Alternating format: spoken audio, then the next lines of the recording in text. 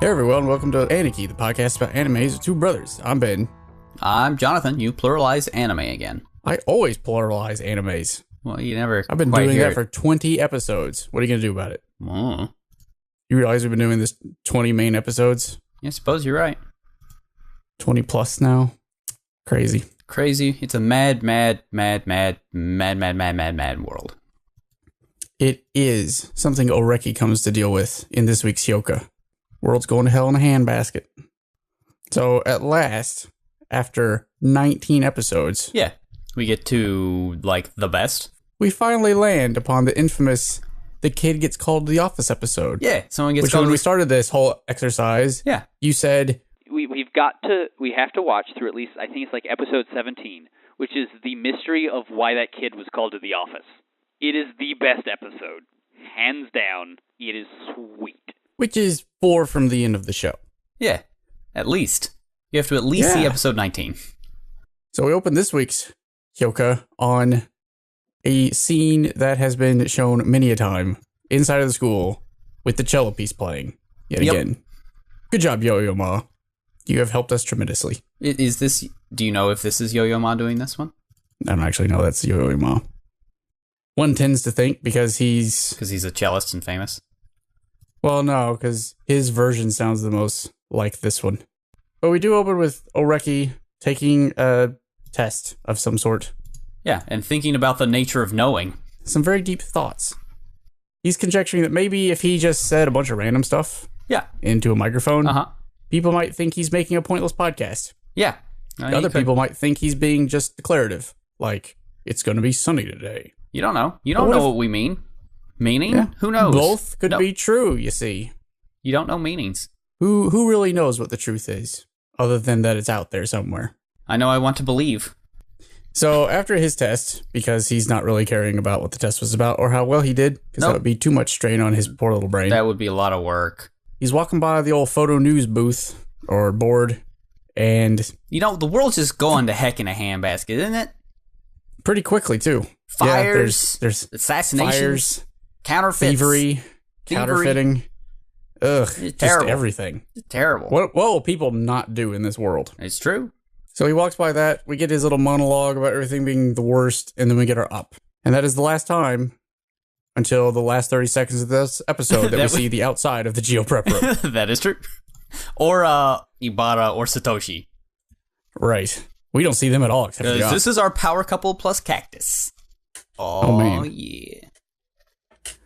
So the title of this week's episode is officially Anyone Who Knows. Anyone Who Knows. Or Why Did That Kid Get Called to the Office? Why did somebody get called to the office? The Chitanda of 1,000 Faces. Ooh, she does make a lot of faces. Or we have to find a way to make them sitting in a room discussing something very abstract, visually entertaining. Which they do a great job of, by the way. They do. This is a very well-directed episode. It's a good thing because they do it so well, you don't realize they sat there the entire episode. That they've sat for 30 minutes discussing the nature of knowing stuff. And only one of them has stuff. Actually stood up the whole time. Yep. Oh, I love episode 19. It's so good. Oreki and Chitanda are alone with Cactus. With Cactus. Being the chaperone. And a basket of cookies. They are both reading their light novels, I guess. Chitanda could just be reading a dictionary or the phone book. Yeah, she'd be equally entertained. That. She could do that. She's probably reading about gardening or dung beetles. Maybe the Farmer's Almanac about eggplant prices. Very true. Well, to break the silence, Oreki, of course, is like, well, it's been a little while. It's been a couple months. I think I need a light conversation topic with Chitanda. What to break the ice? How about something emotionally traumatic and a super bummer?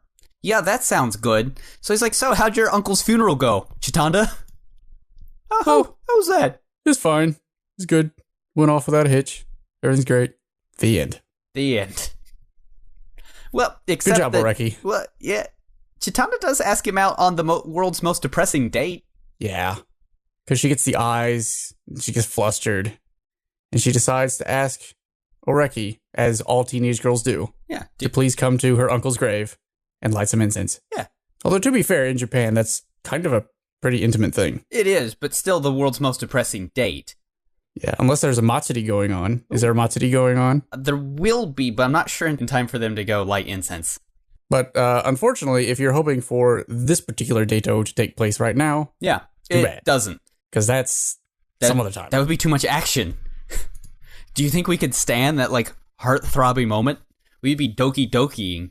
We need something a lot less intense.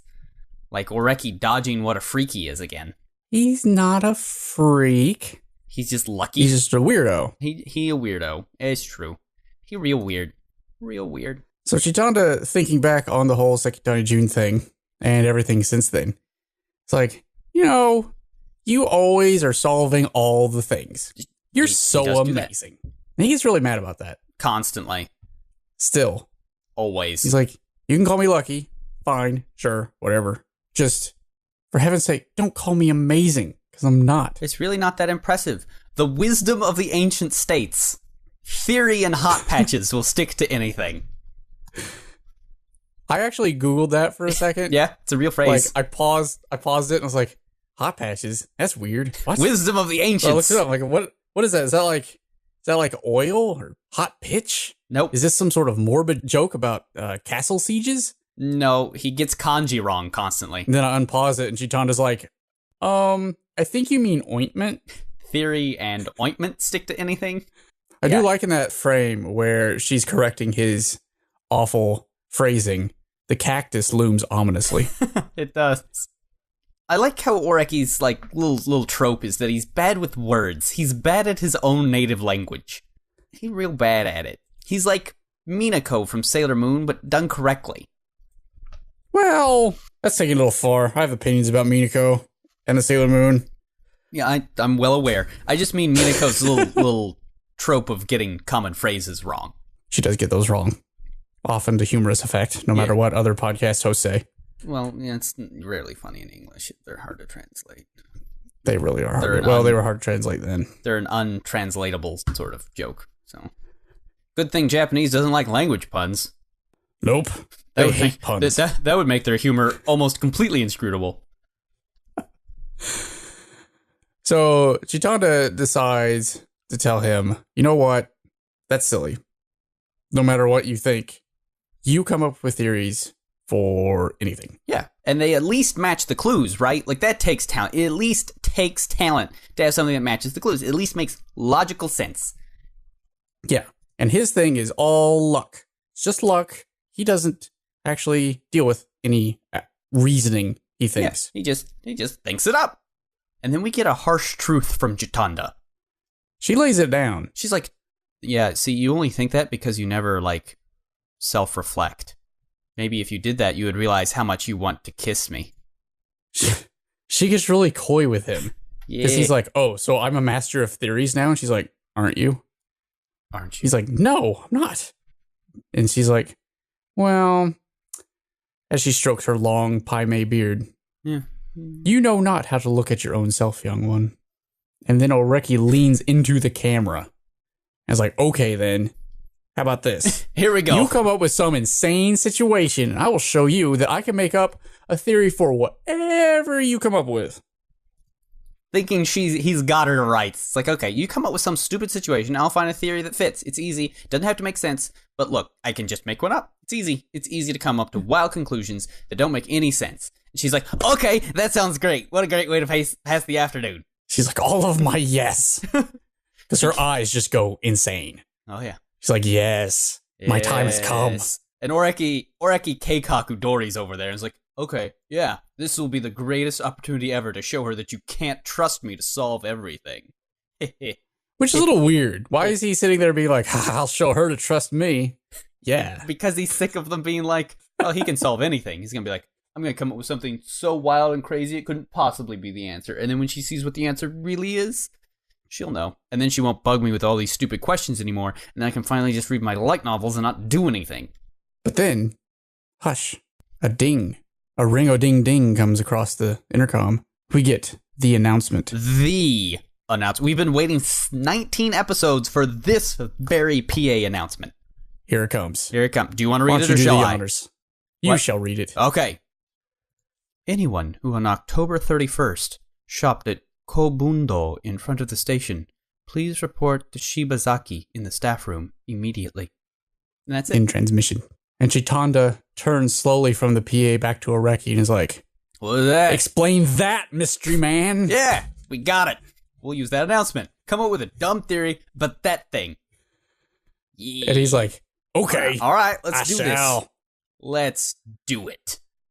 I like how their eyes here and their whole body language is just them making out with mysteries now. Oh, yeah. That's what they're doing from across the table. You're not wrong.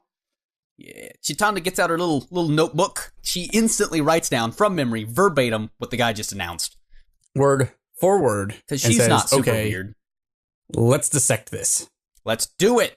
So here we go. Start to finish. The craziest mystery of all. This is the best episode. Please remember that everything we come from here stems from this single sentence. Right. Anyone who on October 31st shopped at Kobundo in front of the station reported Shibazaki in the staff room immediately. From that, That's it. That's all. we're going to end up somewhere real weird. Real weird, real dark, Real cray. real unexpected. It cray. So, some facts. Facts. Let's start with Kobundo. Yeah, that's a What small, is that? It is a small stationery store. It is run by a mom and pop right by an elementary school, so it mostly just has cheap stuff for little babies. Yep. Like no place for a notebooks high and, schooler. Yeah. Why would high schoolers go there? That's weird. We don't know. Yeah. Second fact. who is Shibazaki? Is he a teacher here? Or is he a teacher at the elementary school? And Chitanda's like, Yeah. Oreki? He's the Why? he's the head teacher. He's the head teacher right here. You're so bad. Why are you the worst at names? Because he probably saw the kanji for his name and were like, oh, well that's obviously this thing. 'Cause Probably. He's terribad at his own language. Oreki, thinking and tapping his pencil. Throws out his motto. He's like, Yeah, look. he throws out his motto and then immediately disregards it. It's like, no. He's like, yeah, I could be conserving energy here, but For this contest, this is a battle of wits. Death is on the line, and I'm up against a Sicilian. This is That's what true. we gotta do. well, it's more like he needs to overcome some burdensome angst that hangs between the two of them, preventing them from making out. Yes, so he please. is going all in on this. Please do. The faster we can get to what with the kisses, the happier I will be. We get pretty close to the kisses. Oh, in this we episode. do. Oh my. Very close to the kisses. Now, one of the real cool things about this episode, which is hard to sort of talk about, is how cool it does its visuals. Whenever we're talking about stuff about the mystery, we have like these really cool, like little paper cutout animations that we do to explain everything and make it all very visually interesting. That way we don't just have Oreki and Chitanda sitting in a room all day. Yeah, they're actually pretty well done. They didn't really remind me of paper cutouts so much as they reminded me of like Flash games from the early 2000s. Yeah, no, that's fair. That's good too. Some Newgrounds type stuff going on. Some typing with boxing gloves on your hands. Those are the best kind of mysteries. It's true. How does he type with boxing gloves on his hands? I'm going to go out there and say, which is Bwew? We have discovered that Shibazaki is calling out to a student or students. Yeah, we don't know. Let's call them X. Student X. Chitanda has gotten up at this point and is fully invading his space. Oh, personal space totally invaded. And she's like, this is just like a real investigation. Yeah. And then they turn and look at each other. And they're super close. The lips are so close. Awkward face closeness. It's Better act like this isn't a thing. Very awkward. Very, Ship baiting. Why don't they just make Why out? don't they just make what with the kisses? That'd be too If they easy. just made out right here, That'd be we too wouldn't need the easy. mystery. Cactus is watching. would be. You can't do that. You can't do that in front of Cactus. You know, Cactus is a very progressive guy. I think he wouldn't mind. You'd be cool with it. Don't mind him. You'll just see the small glow of the cigarette from the corner. Yeah, it's all right. It's fine. Very classy. Either way, she just pulls up a chair next to Oreki because Yeah, he's like, why don't you just have a seat? why don't you Just have a over chair here somewhere. over there, right next to me? It's okay. Just sit there. Yeah. We can share the notebook here between us. It'll be okay. So, first thing, Yes. is X one guy or multiple guys? Yeah.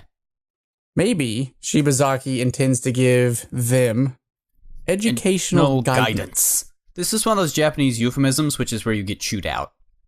Yeah. It's very guidance, though. Yeah. It's like, why don't you stop being a dummy and do what you're supposed to do? It's that kind of guidance. Only it's very loud and it lasts a while. He's deduced this because he's decided that any reason to go to the staff room is bad. Is a bad reason. How does he know this? He knows this due to his own experience. To which Chitanda's like, Oreki, are you even being serious right now? I love this face. She gives him the best face. That's her face for a lot of her thing. For a lot of this episode, her face is like that. Where she's like, really? You know what's funny is she's never really had a face like this. And we get it like 3 times in this episode. Yeah, she's like, these two shots are from the exact same conversation. And these are very Irisu-style eyes. They are, aren't they? They're very, really... Well, really, see, this Oreki? is the one time Oreki sure? is trying, and his trying is not great. His trying does not impress her. I think it's because this is one of the few times he completely talks through everything he's thinking instead of just waiting for like the conclusion parts, and she is unimpressed with his process. Well, she's always been very interested in how all that machinery works. Well, this is and all the machinery. And it's like, I don't think he's taking any of this seriously. He's like, I have never been more serious in my life, and I will never be more serious than this right now. This is the most serious. This is Teen Titans Go serious. This is super serious. Let me tell you, if the announcer wanted to commend X, then they wouldn't use all this vague language. He'd just be like, hey, you, Oreki, the best dude in the world, get your butt to the office so we can give you a hug, all of the prizes, and 800 Chitandas. I think 1 is enough. 1 is more than enough. That's not a commendation. That's a sentence. But I like this little scene that we get, this aside. Yeah. Because it shows little dude going to the staff room. And before he gets to the door, because of all the vague language, like all these things are going through his head. And all the kanjis are happening. Yeah, I didn't bother to look any of those up. I just saw one that I looked up because it was absurd. Oh, yeah? It's like, those are so many strokes. What was that worry? What was that existential dread? Melancholy. Oh, that'll happen. Yuuutsu. Just like the melancholy of Haruhi Suzuyuna, or whatever her name is.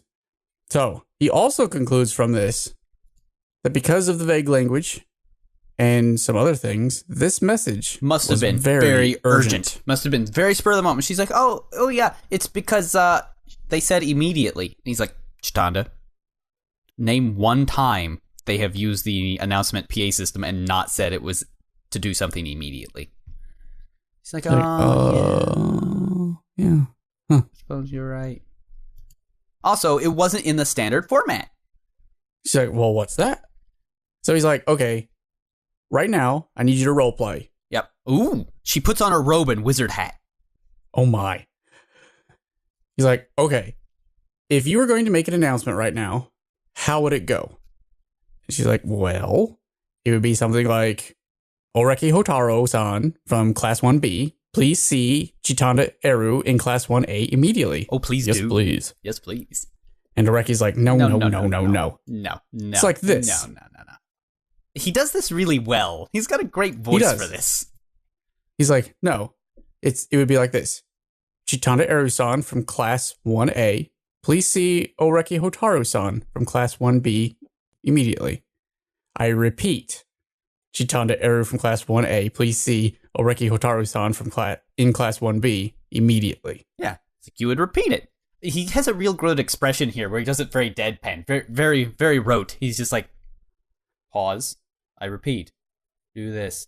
It's like, I mean, granted, he does have experience in being completely deadpan and not caring about anything around him. So he would be a really good PA announcer. Yeah, well, that pause is really nice because as the audience, you take that pause and you're like, but that's what she said. Yeah, it's true. It's well timed. And then he starts in on the repeat part and you're like, oh. Yeah, important announcements they always repeat. They always do it twice. So come on. So, and it wasn't just any rush. I mean, that itself would go towards the fact it was being rushed, but they rushed this after school. Yeah, they're weird. Yeah, school's been out for a while. And most people have gone home by now. So they expect whoever is going to hear this is still here.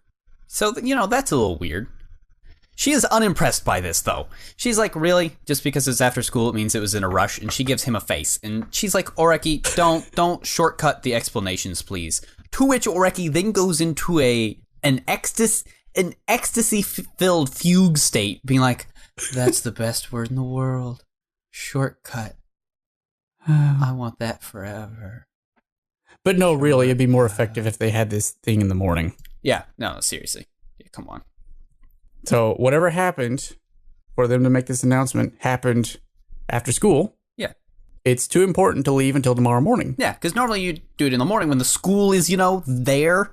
If you're trying to get in touch with somebody at the school. We definitely know that whoever X is hasn't left yet. And and then we have a good exchange right here. Because Chitanda's like, this smells fishy. Yeah. And he's like, yeah. It is. By the way, why do we say that things smell fishy? He's like, I don't know. She's like, we're staying on task. We are staying on our task, which is finding out why they made a stupid announcement today. We're not going to go on to why idioms exist. I like her face. Yeah, she puffs up again. She's like a blowfish this episode. Or like Justin from Power Rangers Turbo. Well, this is the most expressive I've ever seen her, I think.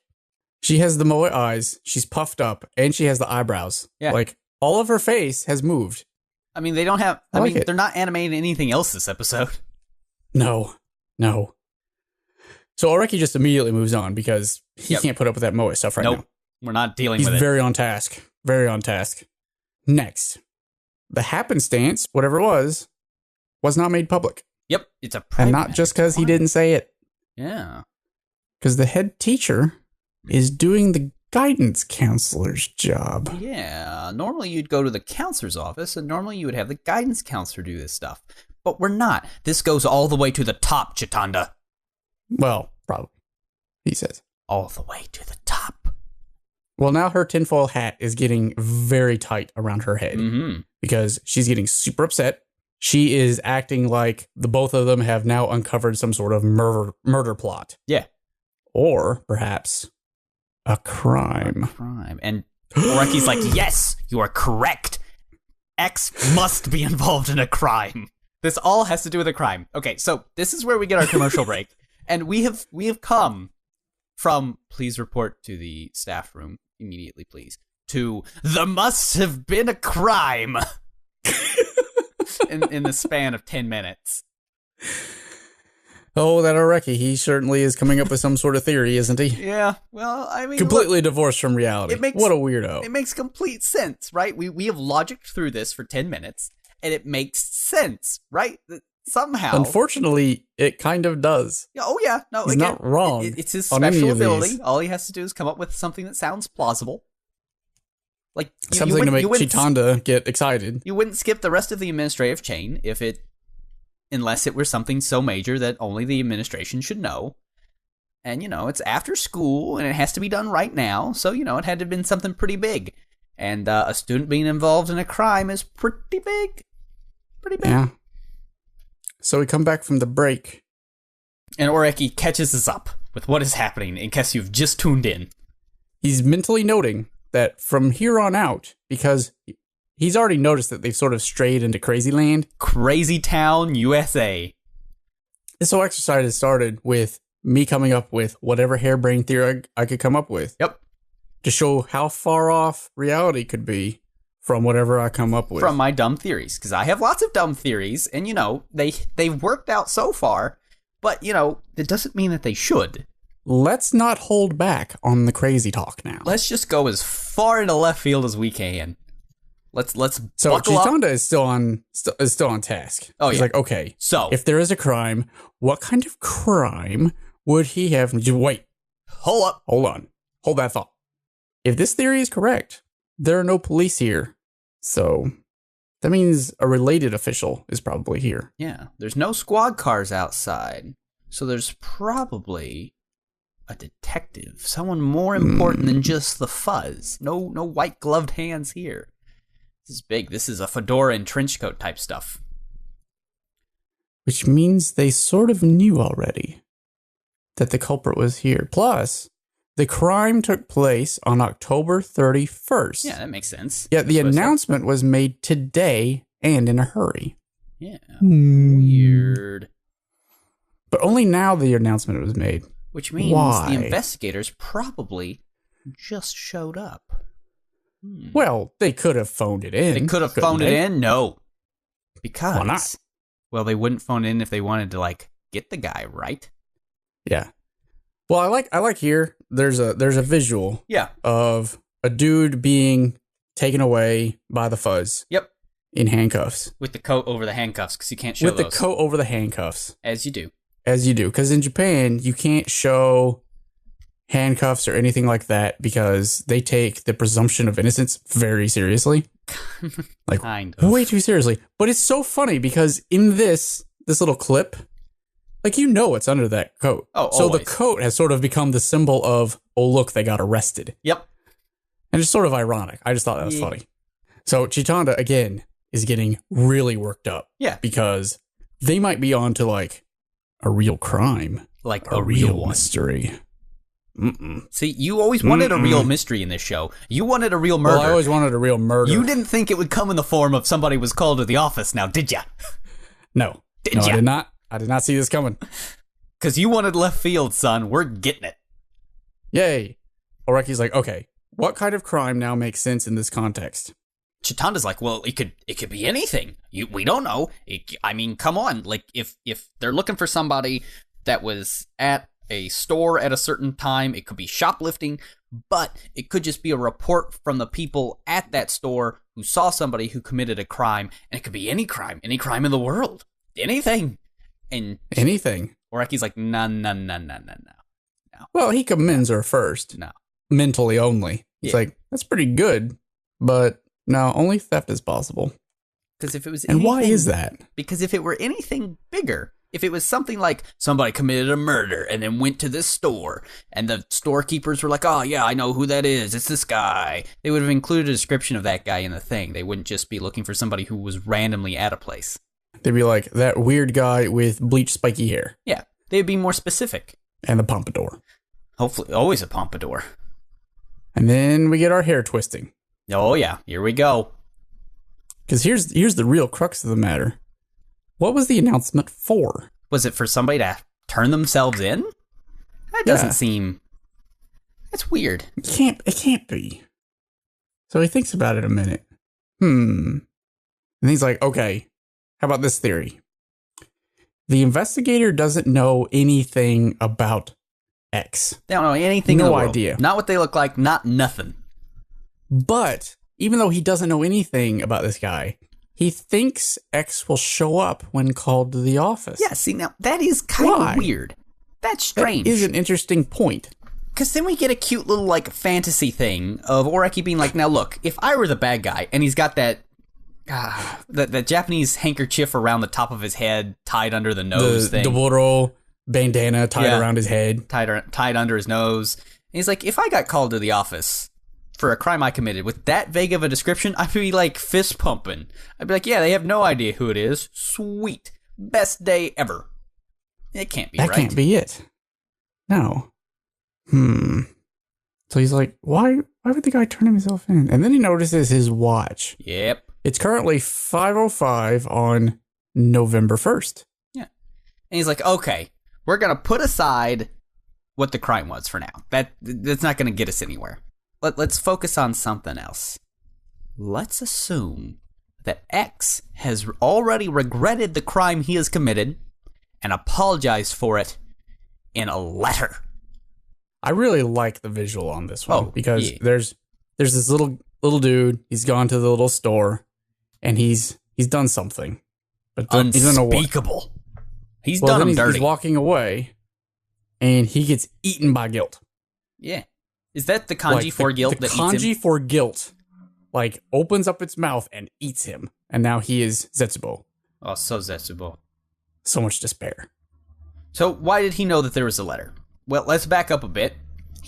Oreki assumes there must be a letter because why in the world did Shibazaki say October 31st instead of saying yesterday?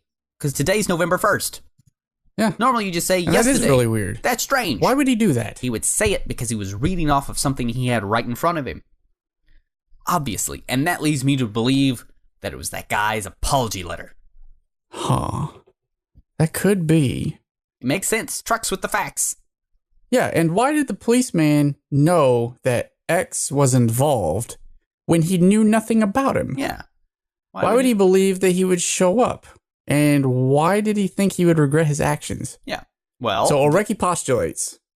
X wrote a letter apologizing to the shopkeep. The shopkeep took it to the police. Yep. The police went to the school, and the school made an announcement to get the guy to come downstairs. And to this, Chitanda's like, stop! Now, how do the cops know how to come here? Which is a excellent point. It is. She's like, there's a hole in your theory. You've been doing pretty good so far. It's been wild conjecture, but, it makes sense with the facts. The facts being a one-sentence statement, by the way. I cannot stress this enough. It's been one sentence that they've been getting all this out of. Oreki thinks about that. He's like, oh, well, no, hang on. The police probably asked the owners, who do you think did it? And the owners probably said it's probably one of them damn kids with their uniforms and conspicuousness. Yeah. He's like, well, the person probably did something rather conspicuous, and he was in one of our school uniforms. That would be why. That's a pretty good tip-off. But the conspicuous thing must be unrelated to the crime, right? Because otherwise you'd be like, oh, I know everything about it. They would have stopped the crime then if the conspicuousness had to deal with the crime. It would have been reported yesterday, and they wouldn't have to make an announcement 5 p.m. the next day. Yeah. So it had to have been something more complex than simple theft. Yep. Because they would have noticed that. Yeah. And Exxon was so overcome with grief that it had to have been more than shoplifting. Because come on. So what could it be? What could he have done that wasn't shoplifting but had to do with shopping that was already mentioned once in this episode tangentially? Yeah. And would be a super big deal to everybody involved. Be counterfeiting? Maybe X used a counterfeit 10,000 yen bill to pay. Ooh. To which Chitanda goes, that's stupid. That's dumb. There's no way that could ever happen. Everything is ruined. You've ruined everything, Oreki. This is a catastrophe. She jumps up and she starts jumping up and down, like having a so super mad. fit. She's like, no. Now, I want you to look at Oreki's eyes. So good. I want you to see Oreki's eyes during this because she's jumping up and down. He thinks he's about to be murdered. I've sent you a screen cap. Oh, Where are his I see eyes? it. Yeah. Yeah. She's like, everything is ruined. This is the worst. And he's like, well, it wasn't a complete failure. I suppose you could read it that way. But then he's like, dude, it's just a game. We're just doing a thought right? exercise here, Chitanda. Just like you're overreacting a lot if it's going to be a catastrophe. And then she leans in. She leans in a lot. Real close. We're ready to make what with the kisses. Oh my. We are 3 inches from the kisses. Yeah. Just trip or something. Holy crap. This is an anime. Just fall over. Just fall over. Just let's change the genre real quick. Let's get the inevitable over with, Chitanda. And she pulls back. Oh yeah. Of course she does. A catastrophe. False promises all the time. It's a catastrophe. Now, if you want a catastrophe, this is a catastrophe. So, Oreki's like, all right, why is it not possible if you're so upset? Well, let's recap real quick, right? Everything makes sense because, look, here's the deal. You would remember a 10,000 yen bill is what? That's $100, right? That's about $100, yeah. So if you're a small local mom and pop stationery store that normally caters to grade schoolers, if some high schooler were to come into your store, buy an animal eraser with a $100 bill, that would be both conspicuous, but not enough for you to be like, well, yeah, there's a crime happening. You'd just be like, man, you would remember that, because that's a little weird. But it wouldn't be like, I should call the cops immediately.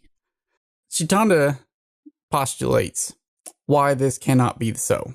She's like, it's 10,000 yen bill. Yeah. And you base that on the news you saw, right? Like, yeah. Like, yeah. Seems reasonable. And she's like, X could not have gotten their hands on that.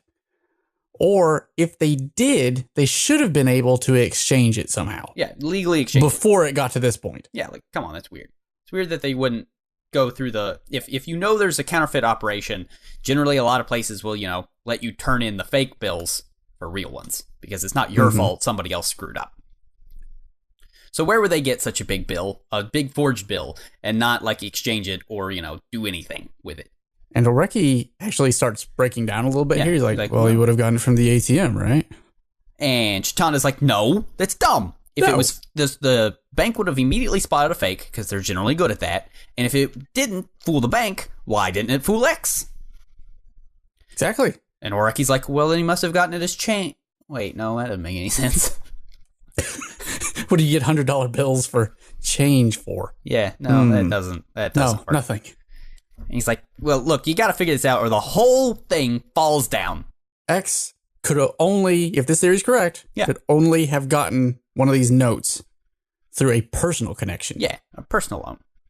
Or maybe he picked it up. Picked it up off the ground, but that's too convenient. No. And besides, the type of person who picks up a bill that big and then just spends it without, seeing whose it is, isn't really the type to feel guilty later and write a letter to the police. Yep. So, then he asked Chitanda a weird question. Yeah. Do you love money? Do you love money? Well, she is well, Chitanda L, remember? I like it more than I hate it, Yeah. I suppose. Good answer. Good answer. Good answer. Would you be troubled over throwing money away? She's like, well, I mean, I suppose it depends on how big the bill is. If it's a 10,000 yen bill, I would be pretty upset about that. So X feels guilty and still used it, i.e. threw it away, because it had to have been their own note. Yeah. Yeah, it wasn't something that they made or got from someone else to spend. Yeah, it must have been theirs by right, right? Right. So probably some sort of loan. He probably did somebody a solid and was paid back with the funny money. And she's like, but you would still you would exchange that or point it out to somebody or refuse it. If it's bad. Necessarily. He's like, oh, nope. Here's the deal. What if X lent money to Y and Y was somebody in a higher social standing? Like senpai. Like a senpai or maybe a member of the Three Rising Powers. Indeed. Mm-hmm. So from this, we can ascertain that X is a singular person. Very likely. And Y, the person from whom he got the note from, is a group of people. Yep. Starting with the person that actually gave it to him and the whole chain behind him from whence that bill came. Yep. It's a whole chain of funny money, all leading to X, who is the one guy stuck with it because he couldn't pass it off to anybody else. So he passed it off to this store, getting most of his change back, but then felt super bad about it and wrote a note. And thus concludes my theory. Yes. Because the police must be here to try and get in touch with X, so X can get them in touch with Y, so they can find the origin of the fake bills. Ha ha! And that's why somebody was called to the office today. Because of a counterfeit ring that the police want to bust up with the help of a high school student. It all so makes he gets sense. up and looks out the window. We have spent an hour discussing why this makes sense. Yeah, Chitanda is just staring at the notebook. And she picks it up and reads the whole announcement again. Anyone who on October 31st shopped at Konbundo in front of the station, report to Shibazaki in the staff room immediately. And from there, we get guy was peer pressured into taking and accepting a counterfeit note from a counterfeiting ring. Mm-hmm. He got caught, sent in a note, and is now being called to the office so he can own up to the feds. Yeah. Well, so he can help the feds locate the source of the bad money. Mm-hmm. Yeah. I mean, that has to have been what happened. Seriously. Chitanda even says out loud, we've come a long way from this one little announcement. Yes. Oreki's like, yes, we have. Yes, we may have, but sounds good, right? And then Chitanda's like, do you remember why we started coming up with this theory? And Oreki's like, you mentioned it, I don't remember. And then Chitanda gets a look in her eyes, and she's like, Oreki, you know what we could do? We could try to deduce why we did this in the first place. And Oreki, now we're back to why she got mad an hour ago. And Oreki, for once, this is the first time in the whole show, gives her a slight smile. And is like, come on, please no. It's seriously. Seriously, no more. Were you just here for this? Did we not spend the last hour of our lives trying to deduce why somebody was called to the office? Give me a break. We're done. So we end on that wry statement, and you think, oh, well, the episode's over. Oh, no. Now we'll never know if he was right or not. Oh, my. But wait. We all know where this is going. We've watched 18 episodes of this. The next morning, Oreki is sitting at breakfast, reading the newspaper as all high schoolers do. and he notices a headline. Something, very familiar for some reason. Yeah. A counterfeit currency operation. 22-year-old gangster member arrested. And he thinks to himself, didn't I start that whole thing last night to just reach some sort of wild conclusion? Wah, wah. Turns out, though, he It all- accidentally busted a counterfeit ring. It trucks, right? Because a 22-year-old would be the senpai to a 17 to 18-year-old. Yep, that's about right. Yep. So Good job, Oreki. Oreki, you did it. You figured out a counterfeiting ring because of why somebody was called to the office. Oh, man. This is the best episode of the whole show. This kid, I swear. He's a sorcerer. Well, he's related to a witch, so... Yeah, that's true. So, yeah, it runs in the family. So is this or is this not the best episode of the best episode of the show?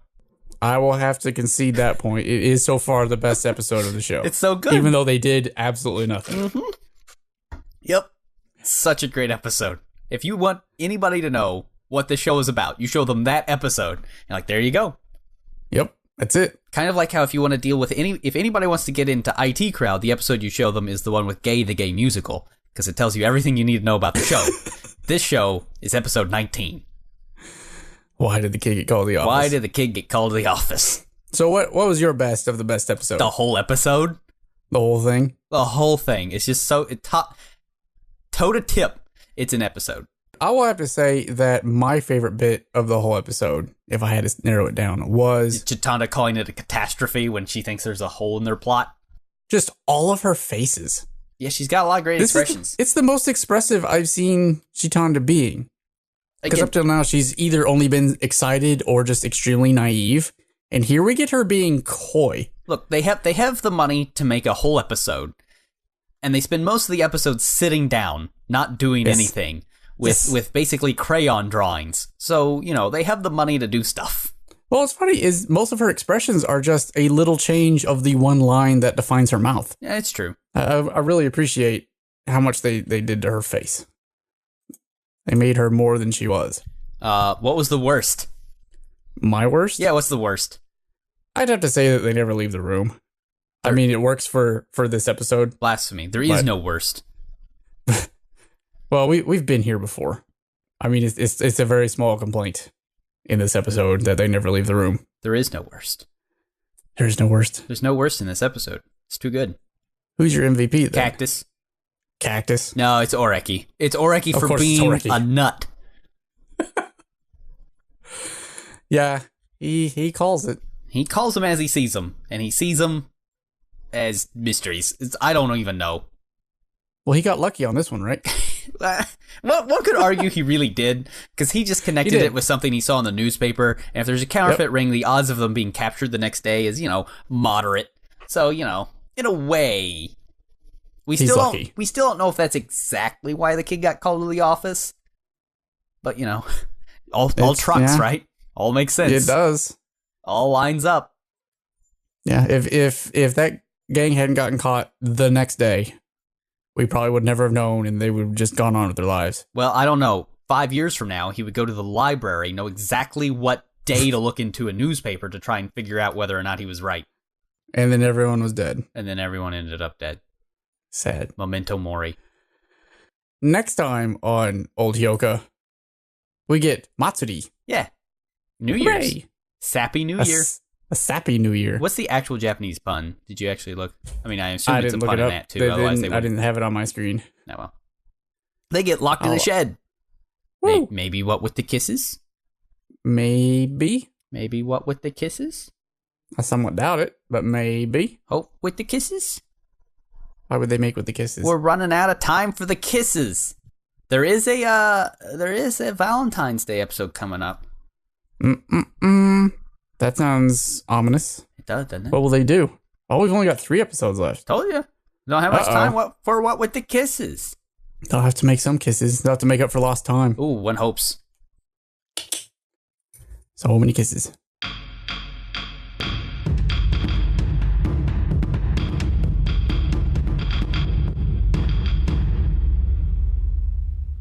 So, did you watch anything this week? Yes and no. Yes and no. Well, I didn't watch an anime, but we have been playing an anime. Oh, do tell. Have you heard of Tokyo Mirage Sessions Sharp FE? I have not. Oh my. Please go on. Toe to Tip is an anime. Alright, so it is a Wii U game. It is a crossover between Shin Megami Tensei Persona and Fire Emblem. Interesting. And it's the most anime game to ever anime. Well, given what it's a product of, yeah, that sounds like it. So it's like a Persona game, but the Personas are all like characters from Fire Emblem. Okay, following me so far. Now the main characters are all idols. Okay. Your main character, not your protagonist, but your main character is a girl named Tsubasa who's trying really hard to be an adorable idol. Right. So far, you're describing Idolmaster. Yeah, I know, right? But there are these creatures from another world called Mirages that are trying to eat up everybody's performa, which is their, essence of performers. So you have to fight them off using your own Mirage that you can summon, which are the Fire Emblem characters. I see. So you can dress them all up in silly, wacky idol outfits to perform sessions to beat up the evil, malevolent Mirages. Like, what kind of sessions? Well, it's basically a combat combo, but they're called sessions. Now, you can, of course, do the Persona thing where you can make friends with all of your guys, right? One of the guys you can be friends with is big into tokusatsu. That's how he wants to be an idol. He wants to be a tokusatsu star. And if you get far enough in his little, relationship chain, you can have him be a monster on like a stage show for a tokusatsu. And then he unlocks the ability to do an ad hoc performance, an ad-lib performance, which is during battle, he'll randomly do this attack instead of the attack you commanded. And the attack he'll do is he gets in his little tokusatsu villain character outfit, fights some putties, and then bull rushes the bad guys to murder them. Awesome. Yes. This game's ridiculous. Interesting. But yes, it's all about the world of idols and being the best idol you can be, and also killing monsters. Oh, the monsters live in an alternate dimension called the Idolosphere. This game, of course they do. This game's so good. I cannot tell you how good this game is.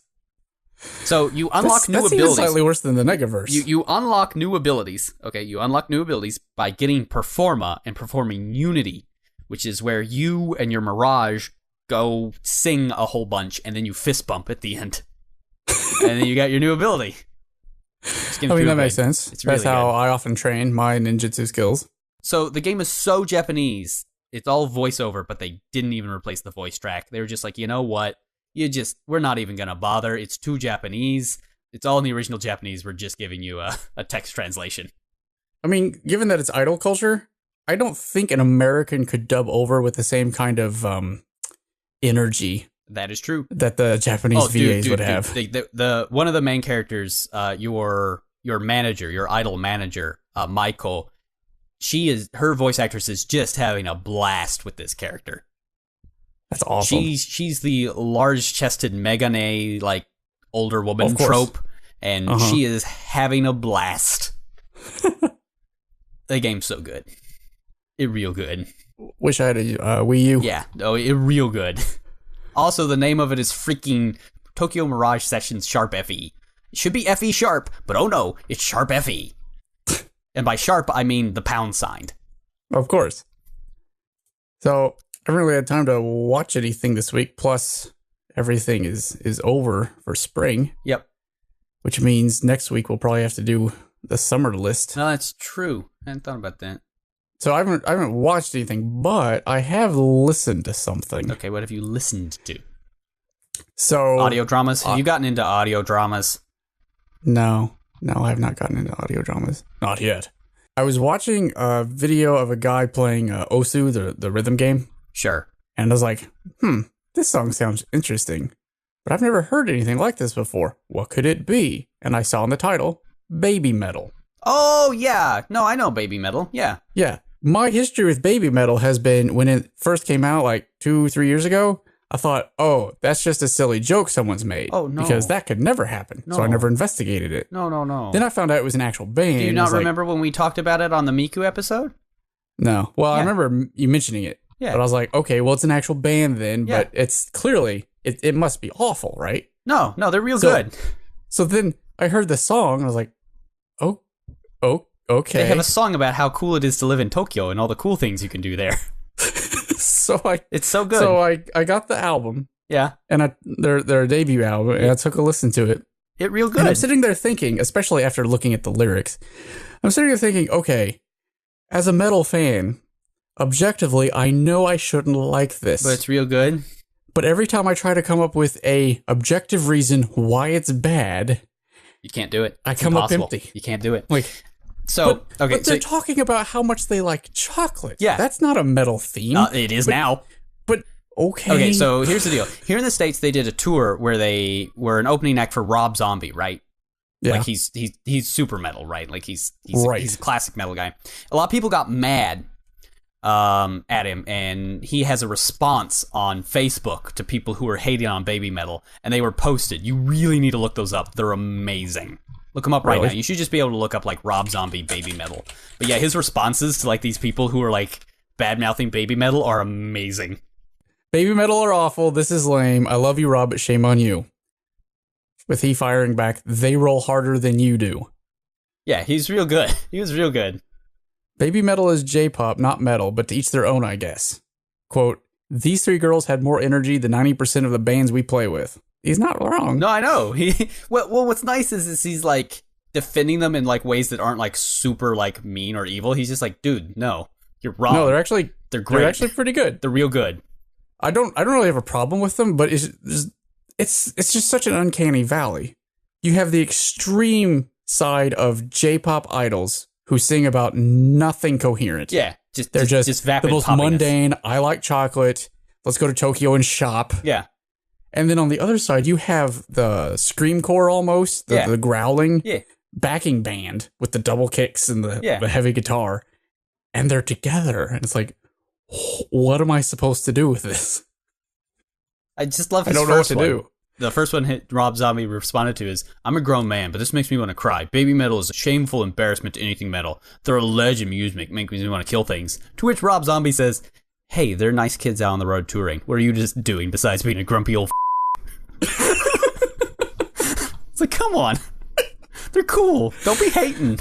So I haven't listened to their second album yet, but the first album I think I liked, but over half the songs I liked. Yeah, no, they're legit. I wouldn't say they're legit metal. They don't necessarily this is where I have keep to coming be up metal. with. This is where I come up with. Well, reasons? No, those are bad reasons. They're not a band I could recommend. That's the problem.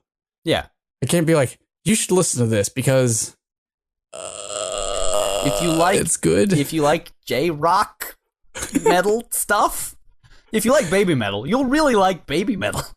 Really, it's like a genre unto itself. Yeah. It's just two things that shouldn't be mashed up, wrong. and yet it works. Kind of like chocolate and I don't know, habaneros or something. Or putting an egg on your burger. Exactly. Or it peanut butter. Weird, right? Or peanut butter, Yeah. or both, Like they do here in Lafayette. That's what I don't know they why do. they do that. Because evidently it's But delicious. it's good. It's good. You know what also shouldn't be mixed together? Ice and Hammond. I was going to go with cyborgs and Nazis. I think you're wrong. I think those should always be mashed up.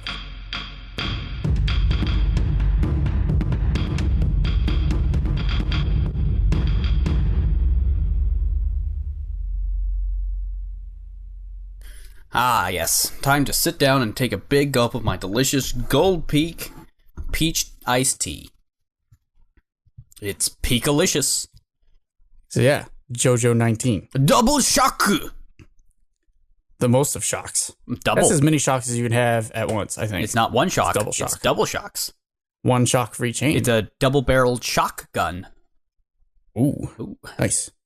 Yeah, so we open up on JoJo's Bizarre Adventure, episode 19, with a slight recap of what happened last time, which is JoJo walking into a room, seeing both Cars and Roboheim, saying it is spookier than meeting a ghost to see him as a robot, and saying double shock real loud. This is double shock, because you've got Cars here, and we've got a dead Nazi robot. We do have a dead Nazi robot. That's spookier than seeing a ghost. That's generally a shock or two. I think. 2, evidently. 2 shocks. Cars is 1 shock. Robo Stroheim is 2nd shock. So double barrel I would shotgun. think they'd be really 3 shocks because you've got the guy who was dead who's alive. I think that would be a shock. And also a robot dude. And he's a that robot. would also be a shock. Maybe that's the double shock. Maybe the double shock is just Roboheim, and Cars is a normal shock. Well, maybe he expected Cars, but Robo Stroheim that's a bridge too far. That's double shock. I mean, I wouldn't expect it. I didn't expect it. Yeah, here we are. Jojo 19 is entitled A Race Towards the Brink. I have Towards the and Edge. There is a race towards the brink. There is. And this episode is better than last episode, the one where they destroyed the entire brain. They did end up destroying the entire brain. At least I think this episode is better than last week's. The Germans clearly have the best science in the world. Incredible medical technology. They have the best science in the world. They do. And if you're not convinced, we shall convince you by the end of this show. Maybe. But you know what, though? Even though they have enough medical technology and know-how to reinvent Stroheim, who exploded that one time, if you may remember, it really hasn't helped their intelligence when it comes to staying away from strange gaps that they shouldn't look in. Because they do that a lot. Yeah, they do. So if you're wondering, as I know you are, how did Stroheim come back from the dead? Come back from hell, as a robot if he was exploded? He did Bakuhatsu real hard. He will explain by saying, I've come back from hell. Yeah. And that's all the information you're going to get. And also, Germany has the best science. It's fine.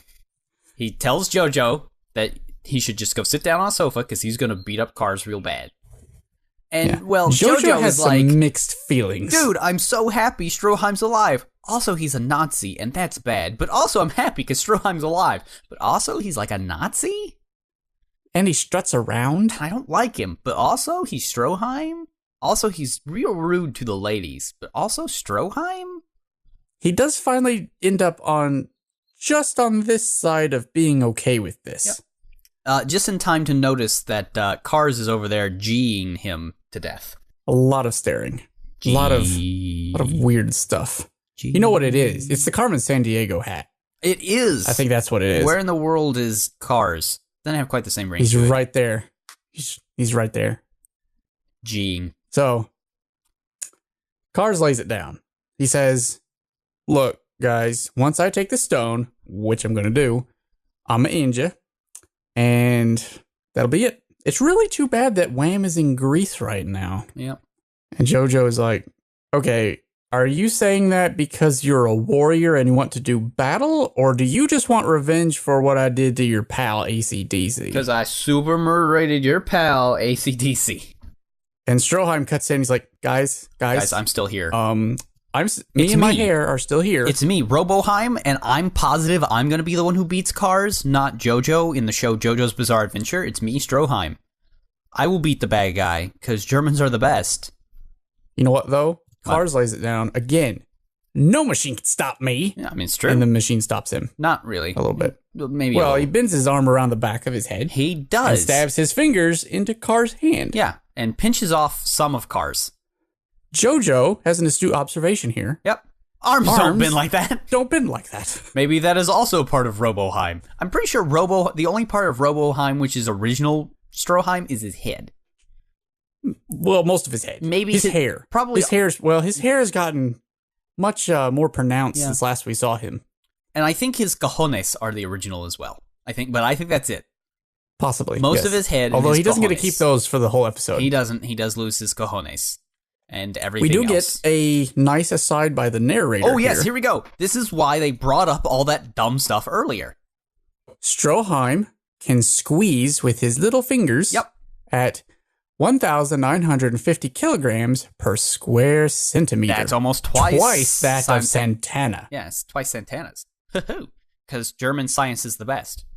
It is the best. Wondering. And to prove it, he squishes a golf ball that happened to be on the table. Yep. You utter fool. Now, German science is the world's finest. Hang on. He's such a fanboy. Stroheim is such a German fanboy. Why is there a golf ball up in the Alps? For just such a demonstration. Because later on we get a scene about what kind of sports they play there, and not among them was golf. Here's the deal. Okay, so before Cars showed up, The plan was for Roboheim to talk to Jojo, right? Because Jojo was walking to see Stroheim. So he had it set there specifically for this demonstration. It's just instead of doing it in front of Jojo, he gets the added benefit of doing it in front of cars. That's very Oreki of you. I like that. It trucks. It does. Stroheim, with his awesome pincers, so he's a lobster, he turns to Cars and says, I'm going to pluck you like a chicken. Yee. Although I'm not going to do that because I have gun abs. Yep. If by pluck by a chicken, you mean have a gun in your tum, then yes. And then we get the best picture This is ever. The coolest and the dumbest at the same time. Like, it's just... Dude, you don't know. He can shoot 600 rounds a minute through 30 millimeter armor plating. Yeah. By pelvic thrusting his gun at you. I mean, it's just a step Which to the left. He does. He does do that. He turns into Bastion from Overwatch, but way sexier. Oh, man. He is a sexy, sexy Bastion. I mean, he's Shingo-ing here. He's full-on Shingo action, only with gun abs. Oh, yeah. He's not compensating for anything, we promise. No. So then he tries to pelvic thrust Cars to death. He basically does. Which he kind of succeeds a little bit. Well, I mean, he succeeds in blowing a hole in the side of the house, disturbing Lisa's tea. yeah, and Messina and Caesar. They're all very concerned about the goings on downstairs. What could it be? I bet the last thing from their mind is a robot Nazi back from the dead is currently thrusting a phallic repeating machine gun out of his abs and blowing up a vampire from 5,000 years ago. Okay, now look. First off, he's not a vampire. He's one of our PBs, our pillar boys. Second, this is Lisa and Caesar you're talking about. They 100% expect that to be happening downstairs. Just 100%. They know what show they're in. They know. They know. They've got to know. Like, come on. So, Cars, who currently has a blade sticking out of his arm, as he has for the whole episode so far, it starts glowing, which is probably bad news. Yeah, he declares that he can control light, and his blade starts shimmering, and he starts cutting bullets in half until Stroheim is all out of bullets. He has a good attack name for this. He does. It's pretty okay. Brilliant Bone Blade. It's nice and alliterative. I wrote down here next to it, though, I am the bone of my sword. Oh, he is the bone of his sword. His sword's made out of bone. Yeah, that's pretty good. He is the bone of his sword. Bone of his sword. And he cuts through all the bullets. All the bullets. Until there are no bullets left. And then here he comes. Yeah, Stroheim is like, okay, so that's dumb. The blade is made out of hardened bone and skin, and there's no way it should be able to cut up all my bullets. It shouldn't be able to deflect bullets, let alone slice my bullets in half. So this is bad. He sees the blade's secret as it comes in to slice his face up. Yes, the blade's secret is it's a chainsaw.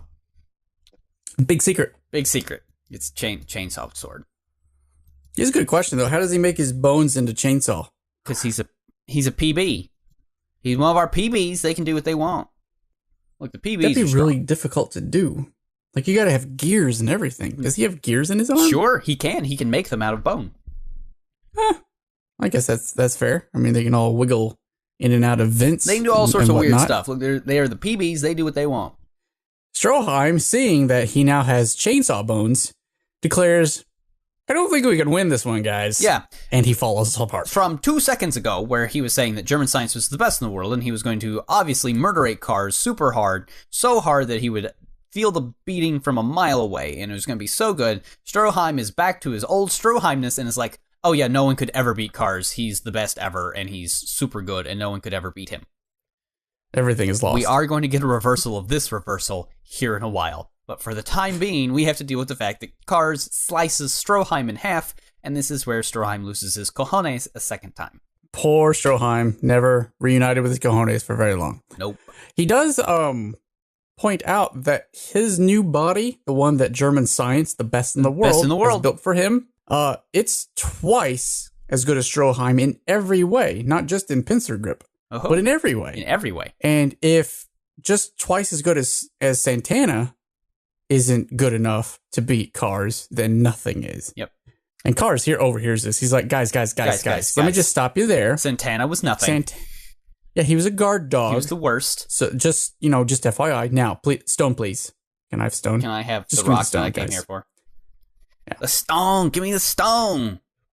So Jojo, seeing all this, realizes that, well, he can't stop that thing with his bare hands. Yeah.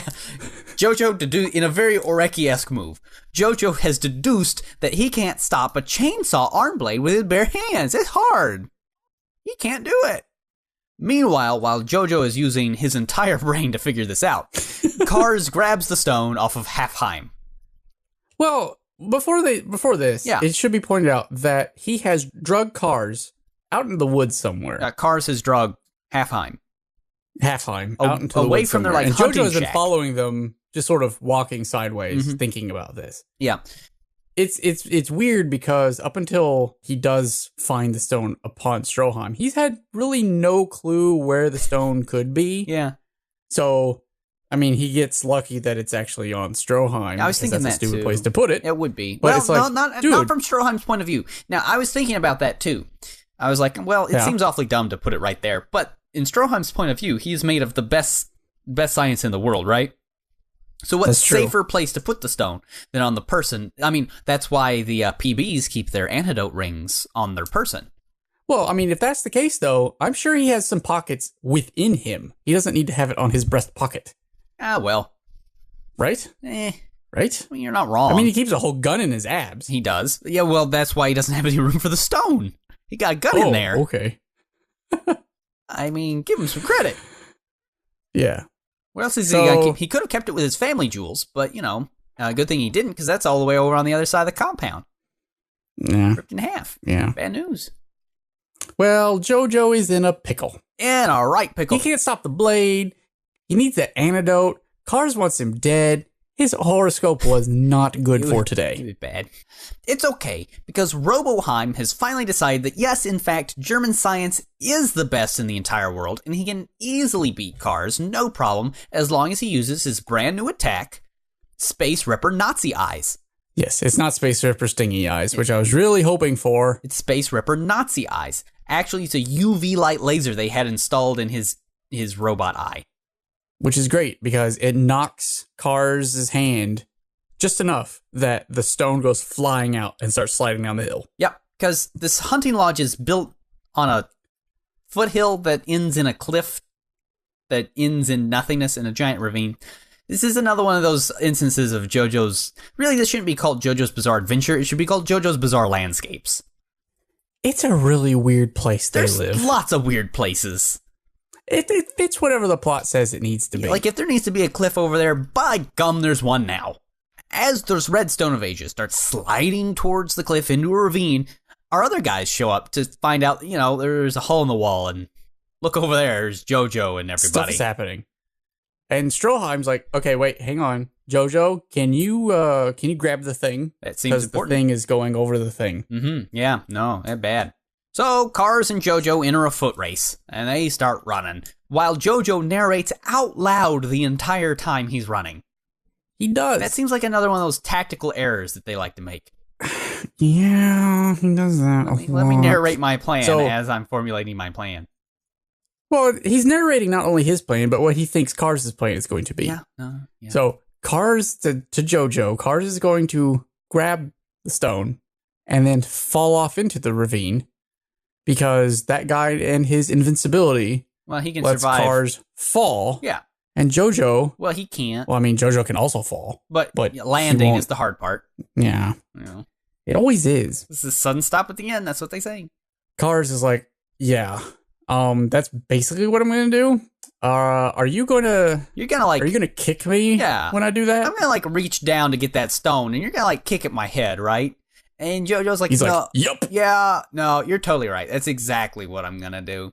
So, that goes down. Cars reaches down for the stone. Jojo kicks him, and Cars is like, yeah, you thought that was going to work? I'm going to pick up the stone with my foot and do a sweet kick flip. And Jojo's like, yeah, but you know what I'm going to do? I'm not actually going to kick you. I'm going to kick this snow in your face, making you drop the stone and stopping me before I fall off the cliff. Have fun on the cliff, sucker. To which Cars responds by shooting a blade out of his foot and stabbing Jojo and pulling him down with him. Yeah, there's a great line of dialogue here because he's like, "Ha! Now I have the Stone of Asia, and now you're falling at very slow speed, and I'm the one with the nice catchy. Yeah. How does it feel to be? I have a blade in your foot." I like how he didn't see this coming when he really should have seen this coming. These guys. So yeah, now they're both falling. Blades out of everywhere, and then we get a commercial break. That's their falling. Good job, Jojo. You did Jojo, he has blades out of everywhere. Everywhere. He is the bone of his sword. How did you not know? Well, he's Jojo. He's not the brightest boy. If only he used more of his entire brain, he'd be okay with this. Good old Jojo and Cars are falling, and we are told that they're going to have 5 seconds to reach the bottom. How do they get out of this jam? Well, Jojo finds an icicle and magnets himself to it with Hammond magic. It is. Cars is like, F that, and just kicks. Well, hang on a second. He's still You're missing bladed the best inside. part of him grabbing onto this icicle. Yeah. Because the narrator gives the most BS explanation for why this works. Really, see, now, of all the explanations it doesn't we need even in need to JoJo, be here. This is one we don't need. We're willing to believe anything when it comes to Hammond. You could have Hammond just make a car. It could make the rad bug the only way to fly. And I would be like, sure, yeah, why not? It's Hammond energy. It can do anything. If you're wondering, after an episode a while back where they climbed up an oil pillar, Yeah, remember that? Hammond, yeah. Good times. Yeah, the narrator explains that Hammond is working on this ice, even though it's a solid, and it shouldn't work on solids because that's a thing now. It used to. It works all fine the time. on this liquid. Because it's slightly water on the outside, so it's fine. Yeah, sure. I'm like, no, you didn't need that. It worked I on was leaves. Fine. He grabbed onto the ice. Remember when it worked on leaves that one time? Yeah, they made a hang glider out of leaves. Out of leaves? Without talking to each other. Nope. Because magnetism. They just had a side glance. They had a Hardy Boys special, and we're like, we're gonna make this hang glider out of leaves. So no, narrator, I did not need your stupid explanation for why that worked. Now I really want to name this episode the Hardy Boys special. We had a detective part at the beginning. We had sidelong glances mentioned. Not to mention, I want a band named the Hardy Boys special. I'm pretty sure there's like some sort of horrific sexual maneuver called the Hardy Boys special too. It's like the Rusty Venture. No. Back on track. Yeah, back on track about icicles. Ugh. This show is so Cars so realizes, good bad. Okay, this sucks. I'm gonna have to kick Jojo in the face. Yeah, because remember, his blade is still in Jojo. Here is where Jojo realizes why Cars is so formidable. He's tenacious. It's his tenacity. Yeah. He's Tenacious D. Yeah, I was gonna say. That's why. His tenacity is ranked D for dangeresque. And Jojo is only best at exploiting negligence, usually his own. Normally his own, yeah. And this guy doesn't really have any negligence because he is on the ball. Yeah, he's on the ball. Considering he's the brains of the operation. Yeah, and if he he needs to everything. destroy the entire brain, it's this guy. He is the brain. So they're falling, and Jojo's like, okay, look, there's some more icicles. I can do my stupid grab trick again. Too bad I've got this hook in me. And then he's like, oh yeah, wait a minute. Can't I shoot like Hammond through that? Oh wait, no, it's solid. See? Oh, yeah, but metal conducts Hammond real well. It's bone. Yeah, isn't it like bone metal? It's a chainsaw, so yes, It's it's like metal weird now. bone metal. It's okay. But Cars is like, oh yeah, I wondered how long it'd take you to figure that out. So I'm going to unstab you and then kick you into the wall. So have fun. Into the cliff with you. I thought you'd try using my blade against me, so have a boot. Have a boot. To the head! Then, since Jojo doesn't have anywhere to dodge because he's falling and is too far away from the wall and stuff, Cars is like, haha, I've got you. Now I'm going to cut you in half with my stupid chainsaw arm. But then Jojo's like, heh, you won't attack the Red Stone of Asia. Would you? Yeah, no, This is wouldn't. basically the Jojo version of you wouldn't hit a guy with glasses. Huh, you hit a guy with glasses. If he had the stone, he'd probably hit Jojo in the head with it. Yeah, no, exactly. But Jojo's like, hey, didn't think you'd break your precious stone. Gotcha. Now I'm gonna do something incredibly stupid. So here, he unleashes his Hammond kick. Yeah, he does. Which doesn't have any Hammond in it. No it's Hammond. just a kick. Maybe It's just a normal kick. I think this is one of those things that he probably just says to distract people. He's like, it's going to be my Hammond kick, and Cars is so prepared to get kicked with Hammond, he's unprepared to just get kicked. It's like a double bluff. That's possible. It's like saying, but I've heard that the best technique in rock, paper, scissors is to just say, okay, we're going to play rock, paper, scissors. I'm going to be rock. And just do that every time. No matter what you throw, just always say you're going to throw rock right before you do it. I hear it's a real good technique. I'll have to keep that in mind. That's what I've heard. Jojo follows his Hammond kick without Hammond up with a icicle rope. He's using the falling icicles as rope. And it's so dumb. It reaches all the way up to the top. I don't know how. Somehow. But it's okay. So what he does is he uses that weird Hammond magnetism again that they like to use to clink a whole bunch of icicles together to make a long rope because icicles fell from a cliff above them, so they're falling the same speed, but I guess somehow they're going to go up. Now, it doesn't make any sense. It really doesn't. It really doesn't. Really and I don't understand it. But Zappelli has the other end. Yeah, he grabs it. Jojo's not falling anymore. You can't be wrong. And Zappelli says, only Jojo would try something that stupid. Yep. Yeah. Although, Jojo follows that up with, hey, you thought about it too, guy. Yeah. Don't be calling me stupid, because you figured it out too. Stroheim from behind is wondering when those two started working so closely together. To which he should really be thinking, who is this Caesar guy? I've never met him before in my entire life. Well, no, he knew about Caesar because he tells Jojo to go to Rome initially. Yeah, but only because the Nazis found a pillar there, not because of Caesar. No, he said he was going to meet someone there that could teach him Hammond. No. That whether or not he actually knew about Zappelli or not, that wasn't I guess that's up for Stroheim. debate. That was Speedwagon. Wasn't it? Yeah, I'm I'm pretty sure Stroheim mentioned that because before he pulled the grenade pin. Nah, I don't think so. I could be regardless, he should have no idea that at least that they ever didn't get along. Yeah. As far as he's concerned, they've always got along. Yeah, as far as he's concerned, it's just these guys. Unless they argued in front of him last episode, which could have happened. I kind of tuned out all of last episode except for entire brain jokes. Oh, and Aniki, Lisa. But other than that, I tuned out the whole thing. So Messina looks down at Stroheim after all these yucks have been had and says, you know, robots are cool, even if they are snobby. So we should all probably work together. Yeah, we'll work with half a Heim. Meanwhile, down in the ravine. Yeah, so Cars fell to his super not death while Jojo ended up with the stone, safe with Zappelli, right? Well, Cars is falling, and he sees a patch of flowers, and he's like, well, I'm Cars, and I like puppies and flowers, though hate humans, because they're lesser than dirt. So I'm going to pinball myself around this entire ravine, and then fall, missing the flowers. And then, as a follow-up, I'm gonna laugh maniacally! I don't know where that comes from. I don't know either. Why does he do that? Okay, like, you remember how AC/DC would just fall into tears for no good reason?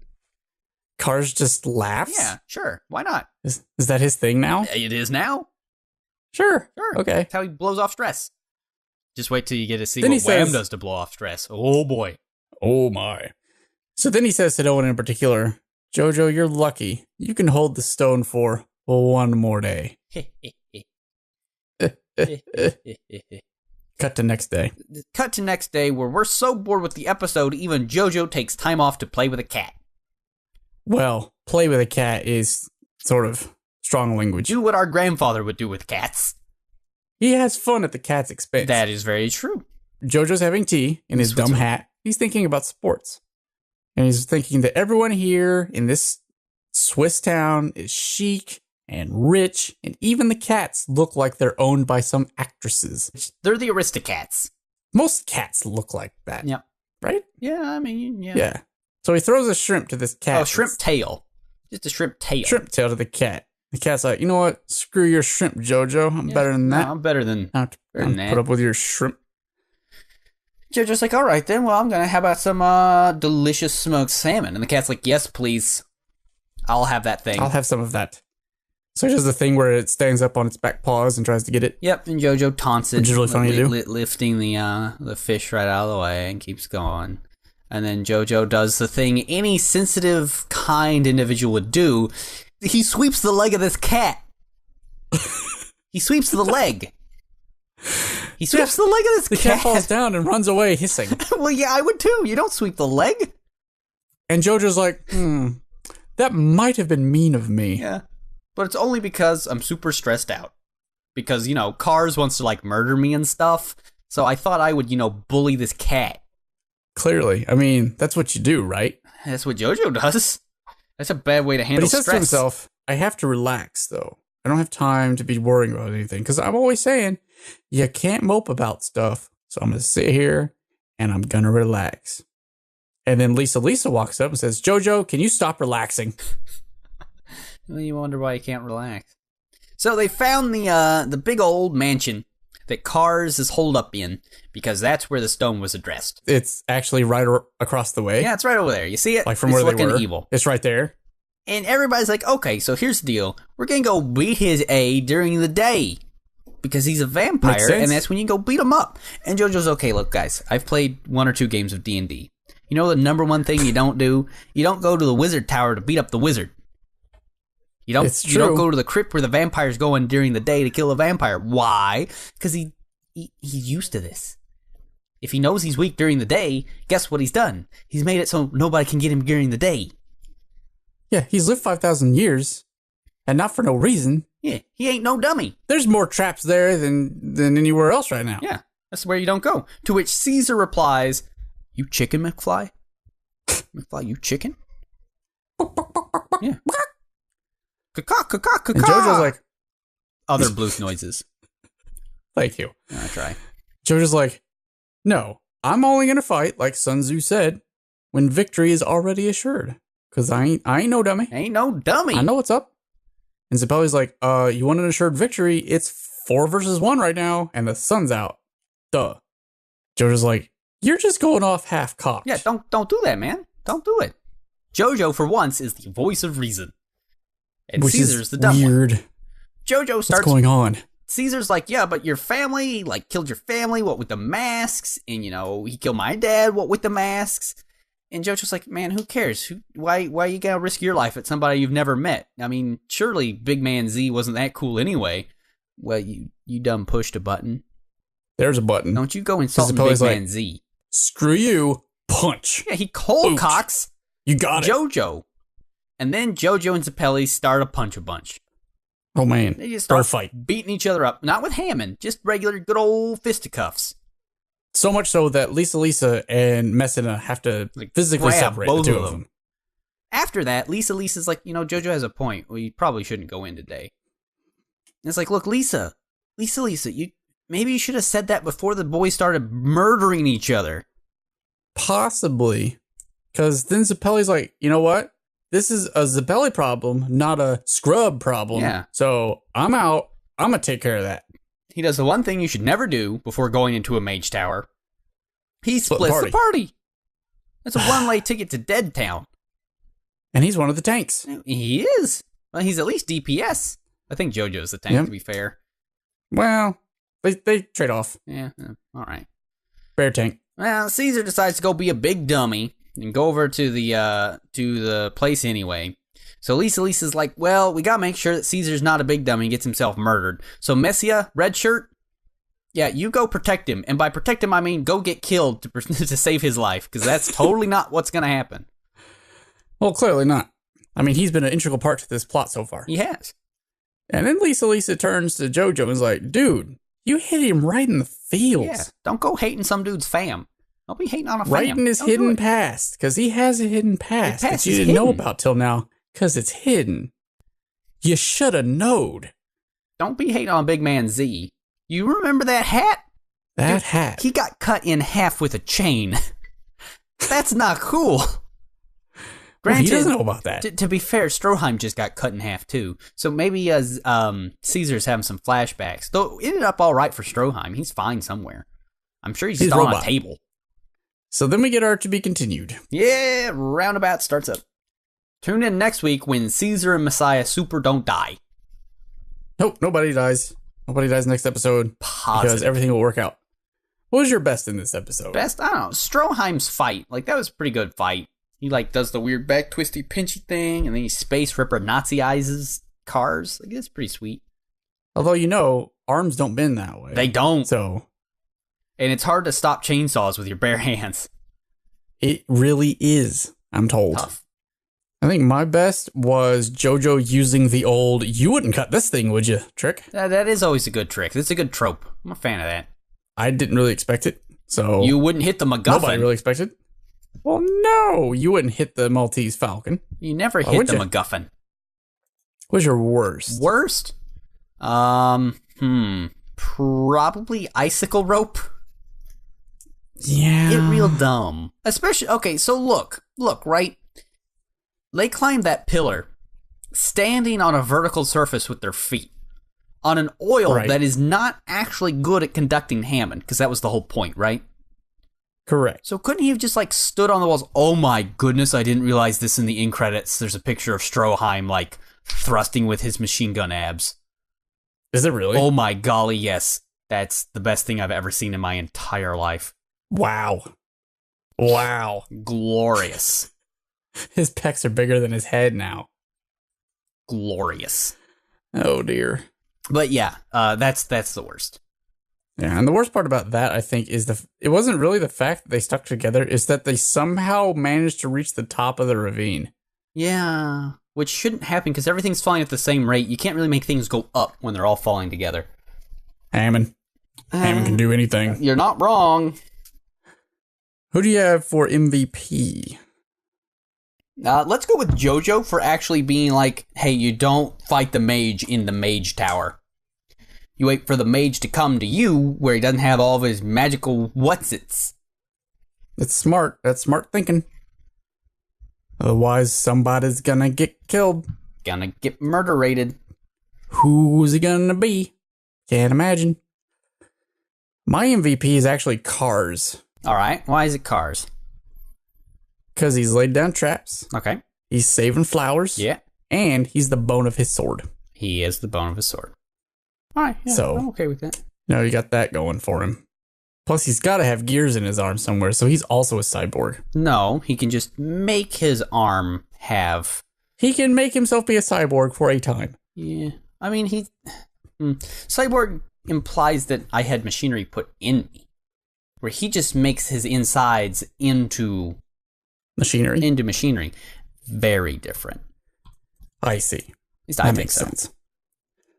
So, next time on JoJo, young Zappelli gets it. Yeah, he does. Or actually, old Zappelli gets it in Young Caesar.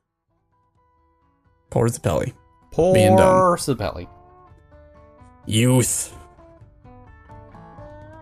Hey everyone, thanks for listening. If you have comments or questions about Hyouka, JoJo, or just want our inane take on anything anime related, you can get in touch with us on Facebook or Twitter at Aniki Podcast.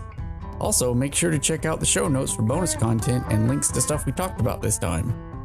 So, thanks for listening, and see you next time on Aniki.